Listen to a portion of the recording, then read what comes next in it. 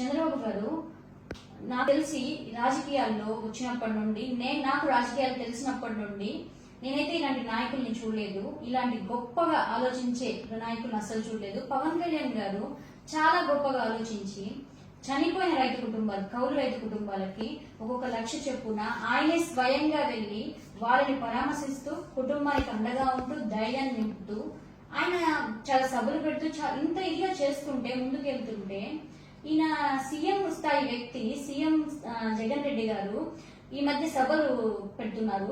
ప్రతి సభలో ఆయన చూస్తుంటే దత్తపుత్రుడు దత్తపుత్రుడు దత్తపుత్రుడు అంటూనే ఉన్నాడు. అంటే ఈయనకి ఇవన్నీ కనపడట్లేదా? ఏంటి ఇన్నిసార్లు అనడానికి రీజన్ ఏంటి అసలు? ఏం లేదు, కంటెంట్ లేనివాడు కథలు చెప్తూ ఉంటాడు. జగన్మోహన్ రెడ్డికి కంటెంట్ లేదు. రాష్ట్ర ప్రజలకు చెప్పుకోవడానికి ఈయన ఈ 3 సంవత్సరాల్లో ఉద్ధరించింది ఏం లేదు. ఏంటండి కంటెంట్ లేదు అంటారు? అంత పెద్ద కంటెంట్ తో వస్తున్నాడు అతను. స్క్రిప్ట్ రాసిచ్చి కథలు చెప్పే కంటెంట్ కాదు. ప్రజలకి నేనేం చేశాను అని చెప్పడానికి ఏం లేదు. బటన్ నొక్కుతా డబ్బులేస్తా, బటన్ నొక్కుతా డబ్బులేస్తా అంటే ప్రజలందరూ, మనం కూడా గ్రామాల్లో తిరుగుతుంటే అందరూ అయితే డబ్బులు వేస్తున్నాడా ప్రజలకి? బటన్ నొక్కుతా డబ్బులు వేస్తారంటున్నా. ఒక గ్రామంలో 100 మంది ఉంటే 10 మందికి వేస్తే మిగతా 90 మంది ఈయన ఏమంటారు అంటారు. 100 మంది ఉంటే 10 మందికి వేస్తున్నాడు తప్ప మిగతా 90 మంది ఏం చేస్తారు? పథకాలు ఇస్తున్నారా? కానీ ఈయన పెంచిన రేట్లు అన్ని ఆ 100 మంది కట్టాలి. 10 మందికి 10 రూపాయలు ఇస్తున్నాడు, 100 మంది దగ్గర 1,00,000 రూపాయలు లాగేస్తున్నాడని ప్రజలందరికీ తెలుసు. కంటెంట్ లేదు. ఈయన సభల్లో పదే పవన్ కళ్యాణ్ గారిని దత్తపుత్రుడని మాట్లాడడానికి చాలా కారణాలు ఉన్నాయి. ఎందుకంటే insecurity feeling. Next Pawan Kalyan గారిని ముఖ్యమంత్రి చేయాలి, ఈ రాష్ట్ర ప్రజలు డిసైడ్ అయ్యారు ముఖ్యమంత్రి చేయాలని. ఎప్పుడైతే ఆవిర్భావ సభలో నేను వ్యతిరేక ఓటు చేరనివ్వను, ఈ రాష్ట్రం బాధ్యత నేను తీసుకుంటాను అని అంత పెద్ద సభలో అన్ని లక్షల మంది మనందరూ కూడా వెళ్ళాం, చూసాం. అసలు కనుచూపు మేర ఉన్న జనాలను చూసి జగన్మోహన్ రెడ్డి వెన్నులో వణుకు పుట్టి. ఇక్కడ ఒక డౌట్ అండి నాకు. అంటే దాదాపు 3 సంవత్సరాలు అవుతుంది. ఈ 3 సంవత్సరాల్లో ఒక్కసారి కూడా లైవ్ పెట్టని జగన్, ఒక్కసారి కూడా ప్రజల మధ్యకి రాని జగన్మోహన్ రెడ్డి గారు ఎప్పుడైతే మన ఆవిర్భావ సభలో మన అధినేత పవన్ కళ్యాణ్ గారు వైసీపీ వ్యతిరేక ఓట్లు చీలనివ్వను అని మాట్లాడిన మాటకి ఆయన హఠాహుట్టిన ఎమ్మెల్యేలు వీళ్ళందరితో వాళ్ళ నాయకులతో మీటింగ్ పెట్టడం మనమంతా చూసాం కదా. అంటే ఒక్క మాటకి ఇంత రియాక్షన్ వస్తుందా? ఇన్నిసార్లు పవన్ కళ్యాణ్ గారు తలుచుకుంటారా ఆయన? అతనికి చాలా క్లియర్ గా తెలుసు, అతను ఓట్ బ్యాంక్ పాలిటిక్స్ నడపాలని వచ్చాడు. నవరత్నాలు అన్నాడు. ఆ నవరత్నాలతో పాటు చాలా వాగ్దానాలు చేశారు. ఈ రాష్ట్ర ప్రజలకి పవన్ కళ్యాణ్ గారు ఎవరి పుత్రుడో రాష్ట్ర ప్రజలందరికీ తెలుసు, వాళ్ళ కుటుంబ నేపథ్యం అందరికీ తెలుసు. ఈ జగన్మోహన్ రెడ్డి మహా కుటుంబం గురించి కూడా ప్రజలందరికీ తెలుసు. వీళ్ళ నాన్న ఎక్కడి నుంచి వచ్చాడు, వీళ్ళ నాన్నకి నాన్న అంటే వీళ్ళ తాత రాజారెడ్డి నేపథ్యం ఏంటి, అది ప్రజలందరికీ తెలుసు, ఎవరికి పుత్రుడు. ఇక్కడ చెప్పాలంటే ఈయన ఎవరెవరికి దత్తపుత్రుడు ఉంటున్నాడు. మనందరూ ఎక్కడన్నా బయటకు వెళ్ళాలి, ఎవరికి చెప్పి వెళ్తాం? పేరెంట్స్ కి, నాన్నకో అమ్మకో లేకుంటే పెంచిన తండ్రికో చెప్తాం. కానీ ఈ జగన్మోహన్ రెడ్డి ఎవరికి చెప్పి వెళ్ళాలి? సిబిఐకి చెప్పి వాళ్ళు పర్మిషన్ ఇస్తే వెళ్ళాలి. ఇక్కడ ఎవరికి దత్తపుత్రుడు? పదే ఆయన ప్రూవ్ చేసుకుంటున్నాడు. ఇప్పుడు దావూస్ పర్యటనకి వెళ్ళాలి, సిబిఐ దగ్గర మననే పర్మిషన్ వచ్చింది. అసలు కోర్టు పర్మిషన్లు, సిబిఐ పర్మిషన్ లేకుండా ఈ దేశాన్ని దాటి వెళ్ళలేని ఒక అసమర్థ దరిద్రపు దిక్కుమాలిన ముఖ్యమంత్రి జగన్మోహన్ రెడ్డి కూడా పవన్ కళ్యాణ్ గారిని దత్తపుత్రుడు అంటే ఈయనేమన్నా వేరే వాళ్ళు ఎవరో దత్తత తీసుకున్నప్పుడు ఈయన సోఫా కింద దూరి చూశాడా? ఆయన లాంగ్వేజ్ మాట్లాడుతున్నా. సోఫా కింద దూరి చూశాడా? లేకుంటే ఈయన ఫోన్ చేసి చంద్రబాబు నాయుడు గారు జగన్మోహన్ రెడ్డి నేను ఇట్లా దత్తత తీసుకున్నానని నేను చోలో చెప్పాడా? మనకు ఎవరికి తెలియదు. అంటే ఇంత బరి తెగించేశాడు. ఒక సామెత ఉంది, బరి తెగించిన వాడు బజారుకి పెద్ద, ఇడిసేసిన వాడు ఈదికి పెద్ద అని పాతకాలంలో పెద్దలందరూ మాట్లాడుకుంటారు. ఆ సామెత ఈయనకి క్లియర్ గా అప్లై అవుతుంది. అంత పెద్ద సభలో అసలు చెప్పుకోవడానికి ఇంకా మొన్న మనం కొన్ని సభలు చూసి చెప్తాను, ఇలా ఇలా ఇలా ఇలా ఇలా ఇలా ఇలా ఇలా ఇలా ఇలా అనండి. అంతెందుకు చిన్న మాట, మహిళలకి ఇంత ఇది జరుగుతుంది కదా, ఏదో నానా యాగి కూడా అంటున్నారు, సభల్లోనే అంటున్నారు. ఆయన ఇంత ఇదిగా మాట్లాడుతున్నారు, ఇలా ఇలా ఇలా ఇలా అంటున్నాడు కదా.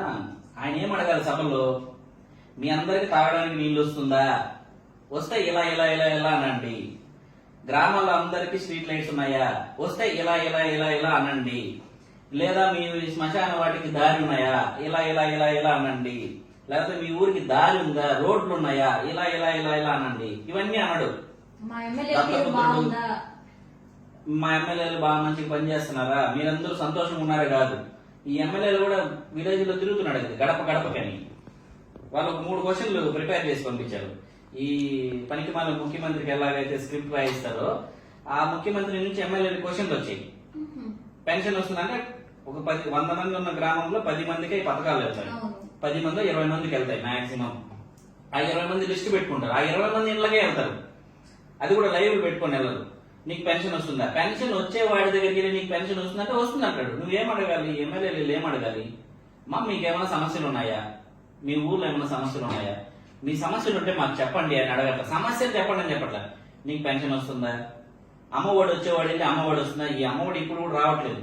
రైతు భరోసా వస్తుందా అంటే వచ్చే 4-5 తీసుకుని వెళ్ళి ఆ 10 మంది దగ్గర వెళ్ళి వస్తుందా వస్తుందా టిక్కులు కొట్టుకోవడం కాదు కదా. లైవ్ పెట్టుకొని వెళ్తే మనం చాలా వీడియోలు చూసాం. చాలా మంది ప్రతి ఎమ్మెల్యే నిలదీసి మాట్లాడుతున్నారు. ఏంటి మా ఊర్లో రోడ్లు బాగాలేదు, నీళ్లు లేదు. ఈ 3 సంవత్సరాలు ప్రజలంతా వాళ్ళకి వస్తున్నాయని చెప్తున్నారు కదా. మరి వస్తున్నాయని చెప్తే లైవ్ పెట్టుకుని అయితే తెలుస్తుంది, ప్రజలందరూ తెలుస్తుంది.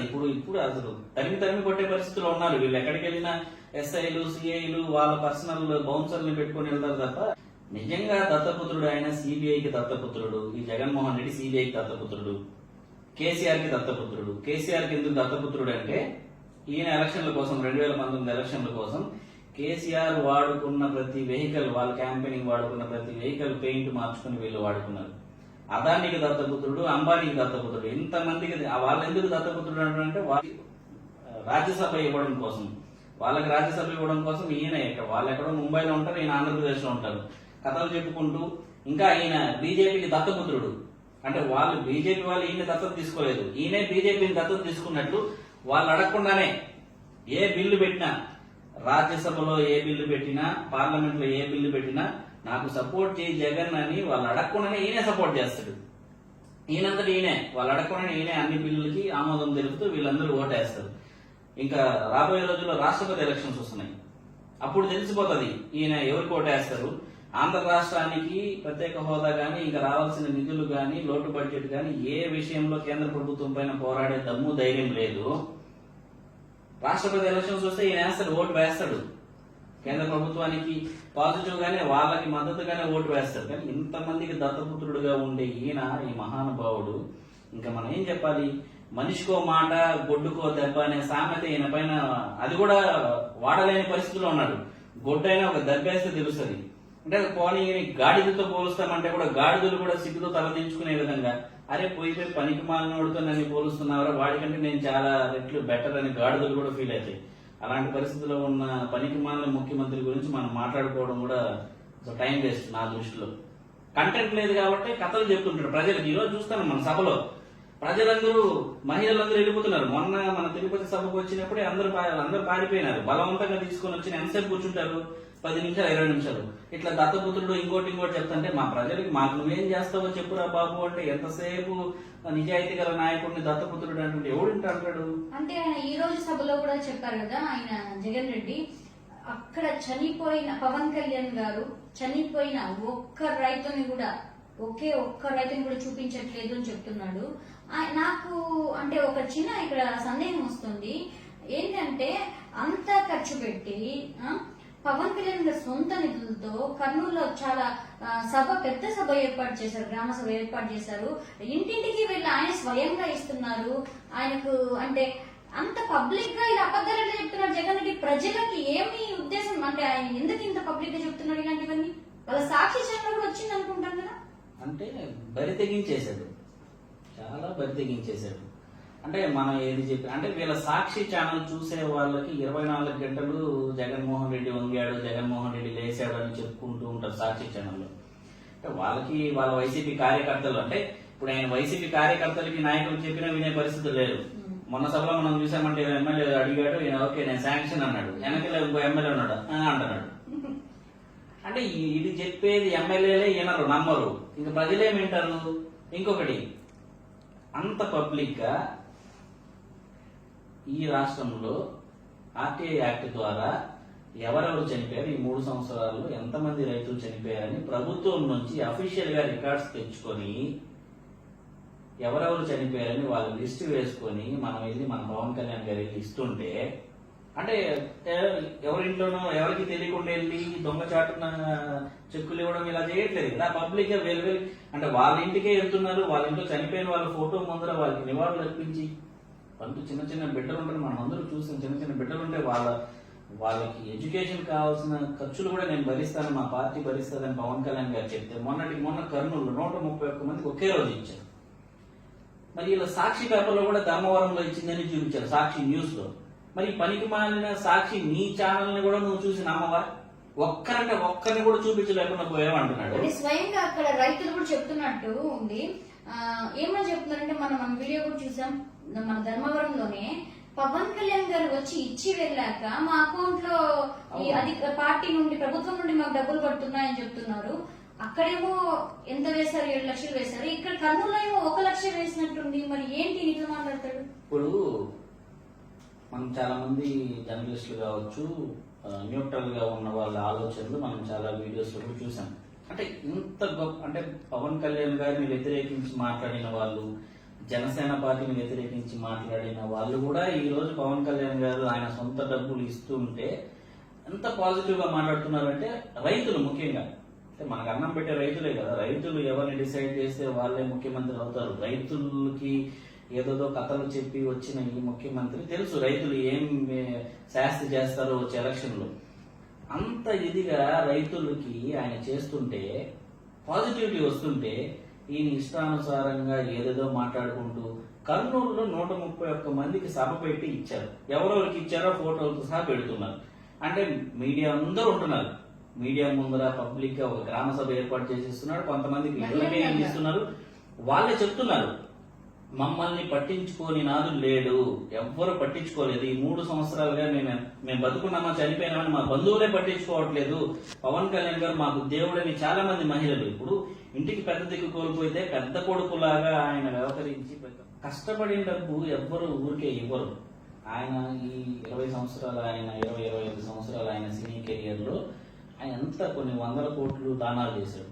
ఈ జగన్మోహన్ రెడ్డి పిల్లికి కూడా భిక్షం పెట్టినాడు. అంటే పవన్ కళ్యాణ్ గారి దగ్గర ఎంత ఉంటే అంత ఇచ్చేస్తారు, లేకపోయినా అప్పు చేసేనే ఇచ్చేస్తారు. ఎంత ఉంటే కదా, ఆయన దగ్గర లేకపోతే వేరే వాళ్ళ దగ్గర అప్పు తీసుకొని మరీ దానాలు చేసిన రోజులు చాలా ఉన్నాయి.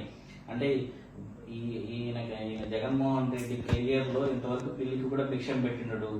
400 కోట్లు డిక్లేర్ చేశాడు, పైన 400 కోట్లు పైన అఫీషియల్ గా డిక్లేర్ చేశాడు. కనీసం 400 కోట్లు ఉన్నవాడు 4,000 కూడా ఇవ్వట్లే రైతులకి.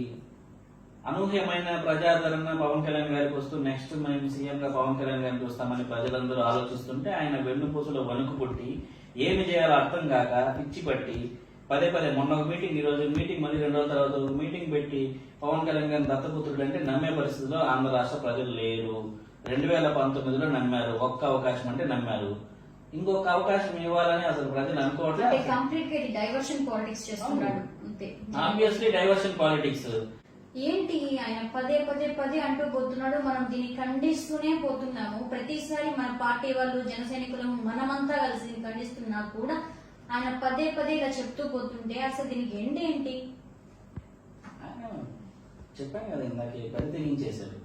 ఆయన చెప్తున్నాడు మనం సిబిఐ దత్తపుత్రుడు అంటున్నాం, ఇన్ని చెప్తుంటే ఇప్పుడు వినట్లేదు.